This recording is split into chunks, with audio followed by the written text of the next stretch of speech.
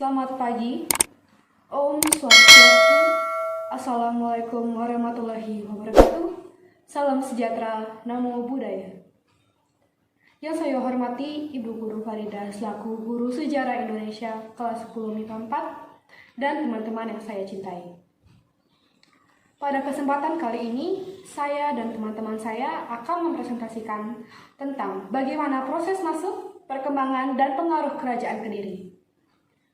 Sebelum memulai presentasi kali ini, ada baiknya kami memperkenalkan diri kami. Perkenalkan, nama saya Abigail Destiny Putri Prasetya, absen 1 dari kelas 10 MIPA 4. Perkenalkan, nama saya Angel dari 10 MIPA 4 dan Perkenalkan, nama saya Desa Gede Naura Surya Paramita. Baik, presentasi kali ini akan dimulai oleh Naura. Untuk Naura, dipersilakan. Di sini saya akan mempresentasikan materi proses masuknya Kerajaan Kediri. Munculnya Kerajaan Kediri erat kaitannya dengan kelanjutannya Kerajaan Panjalu dan Jenggala. Panjalu di bawah Samarawijaya dan Jenggala di bawah Panjigarasakan terjadi konflik. Akhirnya pada tahun 1052 terjadilah pertempuran antara kedua kerajaan. Kerajaan Jenggala memenangkan pertempuran. Selanjutnya Panjalu dan Jenggala di bawah pemerintahan Panjigarasakan atau Raja Jenggala. Perkembangan berikutnya kerajaan ini lebih dikenal dengan nama Kerajaan Kediri dengan ibu kotanya di Daha. Raja terkenal Kediri adalah Raja Jayabaya yang memerintah mulai tahun 1135 sampai 1157. Jayabaya terkenal dengan berbagai ramalannya yang sampai saat ini masih dipercayai oleh sebagian masyarakat. Beberapa raja setelah Jayabaya antara lain 1. Sarweswara dari tahun 1159 sampai 1169. Yang kedua, Sri Ayeswara dari tahun 1169 sampai 1171. Yang ketiga, Sri Gandra dari tahun 1182 sampai 1185. Dan yang kelima, Kertajaya dari tahun 1185 sampai 1222. Jayabaya adalah raja yang cukup berhasil membawa kerajaan Kediri dalam kemajuan.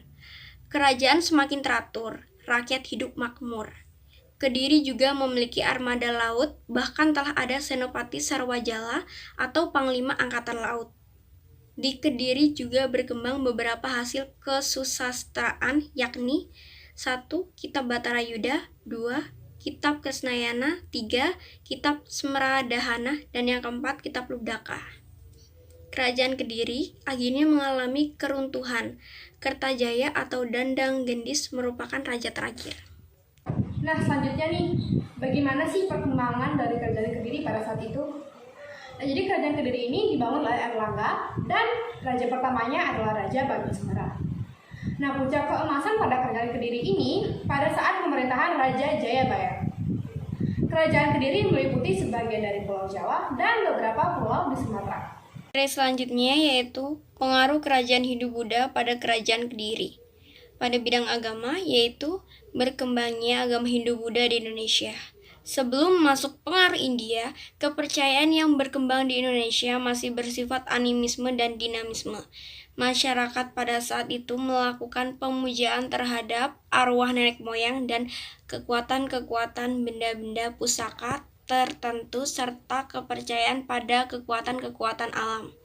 Dengan masuknya pengaruh Hindu-Buddha, kepercayaan asli bangsa Indonesia ini kemudian berakulturasi dengan agama Hindu-Buddha. Pada bidang politik dan pemerintahan, yaitu pengaruhnya terlihat jelas dengan lahirnya kerajaan-kerajaan bercorak Hindu-Buddha di Indonesia. Sebelum masuknya pengaruh agama Hindu di Indonesia, tampaknya belum mengenal corak pemerintahan dengan sistem kerajaan. Sistem pemerintahan yang berlangsung masih berupa pemerintahan kesukuan yang mencakup daerah-daerah yang terbatas. Pada bidang pendidikan, yaitu membawa pengaruh bagi munculnya lembaga-lembaga. Meskipun lembaga pendidikan tersebut masih sangat sederhana dan mempelajari satu bidang saja, yaitu keagamaan. Akan tetapi, lembaga pendidikan yang berkembang pada masa Hindu-Buddha ini menjadi cikal bakal bagi lahirnya lembaga-lembaga pendidikan di Indonesia. Akan menjelaskan sejarah Kerajaan Kediri. Jadi Kerajaan Kediri ini adalah kerajaan Hindu atau juga merupakan bagian dari Kerajaan Mataram kuno. Dan raja pertama kerajaan ini adalah Sri Jayawarsa Dijaya Sasra Prabu. Awal berdiri kerajaan ini itu ketika Raja Airlangga ingin membagi kerajaan menjadi dua bagian. Yang pertama itu ada Kerajaan Panjalu atau Kerajaan Kediri, lalu yang kedua itu ada Kerajaan Jenggala atau bisa disebut dengan Kauripan. Dibaginya kerajaan ini itu agar tidak terjadi pertikaian antara kedua putra raja. Jadi pada November 1042, kedua putra raja ingin merebut seluruh tahta kerajaan Airlangga, sehingga terjadi perang saudara antar kedua putra raja. Dan hasil perang saudara tersebut, yakni kerajaan Panjalu ini akan diberikan kepada Sri Samarawijaya yang berpusat di kota Daha, dan kerajaan Jenggala ini akan diberikan kepada Mapanji Garasakan yang akan berpusat di kota Kauripan. Kedua kerajaan tersebut dibatasi dengan adanya Gunung Kawi dan tepi Sungai Berantas. Lalu, kerajaan Panjalu ini meliputi daerah Madiun, Kediri, dan ibu kotanya adalah Daha. Sedangkan kerajaan Jenggala ini meliputi daerah Malang, Pasuruan, Pelabuhan Surabaya, dan ibu kotanya adalah Kauripan. Lalu pada peperangan berikutnya, kerajaan Jenggala ini berhasil menguasai seluruh tahta kerajaan Airlangga, sehingga dua kerajaan tersebut menjadi satu, menjadi Kerajaan Kediri, dan hingga saat ini kerajaan tersebut disebut dengan Kerajaan Kediri. Sekarang saya akan menjelaskan siapa saja sih keturunan raja dari Kerajaan Kediri. Nah, raja-raja di Kerajaan Kediri ini jumlahnya ada 9. Yang pertama, Sri Samarawijaya, Sri Jayawarsa, Raja Bameswara, Sri Jayabaya, Sri Sarweswara, Sri Aryeswara, Sri Gandra, Sri Kameswara, dan yang terakhir Sri Kertajaya. Materi selanjutnya yaitu letak Kerajaan Kediri. Kerajaan Kediri adalah sebuah kerajaan besar di Jawa Timur yang berdiri pada abad ke-12. Letak Kerajaan Kediri terdapat di Jawa Timur, berada di sebelah selatan Sungai Berantas. Kerajaan ini berpusat di kota Daha yang terletak di sekitar kota Kediri. Sekarang, kerajaan ini merupakan bagian dari Kerajaan Mataram kuno.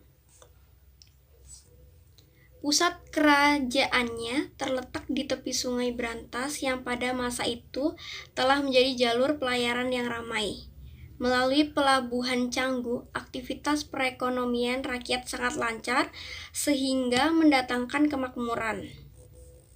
Wilayahnya semakin luas setelah Jenggala dapat dikuasai sehingga membuat Kediri sebagai satu-satunya kerajaan di Jawa Timur.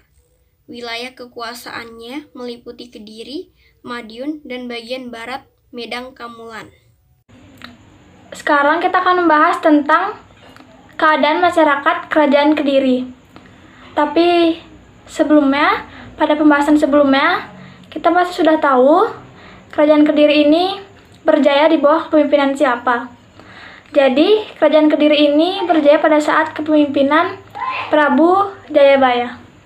Dan sekarang kita akan membahas bagaimana sih kehidupan masyarakat Kediri ini setelah berjaya.